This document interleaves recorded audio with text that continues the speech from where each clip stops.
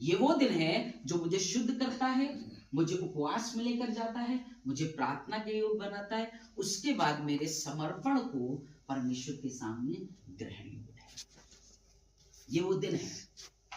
हम विश्वासियों के लिए ये जरूरी है कि हम इस दिन का बहुत अच्छे से पालन करें। रोमियो क्या कहता है? 12 अध्याय 1 पद से पढ़ना शुरू करें। क्या कहता है? इसलिए हे भाइयों, हाँ, मैं तुमसे परमेश्वर की दया स्मरण दिलाकर विनती करता हूँ। हे भाइयों, मैं तुमसे परमेश्वर की दया स्मरण दिलाकर विनती कर। क्या याद दिला रहा है? मेरे काम याद नहीं दिला रहा है कि तुमने क्या काम किए हैं, है ना?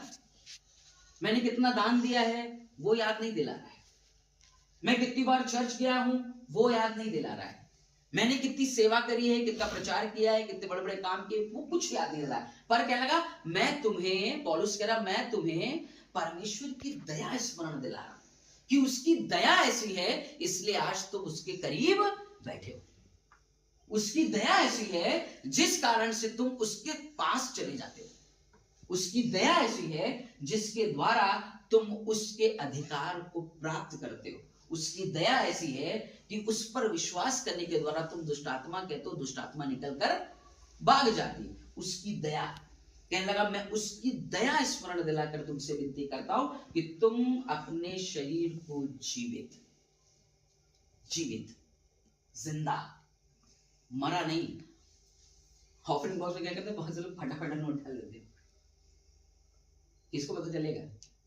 वो देख रहा है, मरा हुआ नहीं पर जीवित। जब बलिदान किया जाता था उस समय बकरा या बछड़ा या पनडुब्बी या कबूतर जब बलि करते थे पुराने समय में, बाइबल बताती है वो मरा हुआ नहीं रहता था, घाव लगा हुआ नहीं रहता था, पर बाइबल बताती है वो शुद्ध हुआ करता था, साफ हुआ करता था। महंगे से महंगा, बेस्ट से बेस्ट लाते थे लोग। क्यों? क्योंकि ये मेरे पाप की शुद्धता के लिए जा रहा है।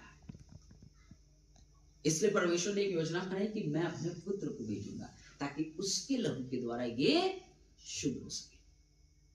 रोमी कलीसिया कह रहा है, मैं तुम्हें परमेश्वर की दया स्मरण दिलाकर तुमसे विनती करता हूं, तुम जीवित बलिदान उसके सामने अर्पण करो। जीवित रहो, मरे हुए से नहीं।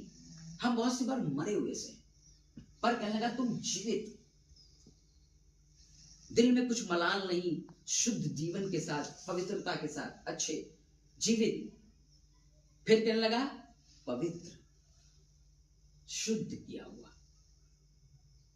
यीशु मसीह परमेश्वर के सामने ग्रहण योग्य क्यों ठहरा? क्योंकि बाइबल बताती है निष्कलंक में होना था। हालेलुया, निष्कलंक में।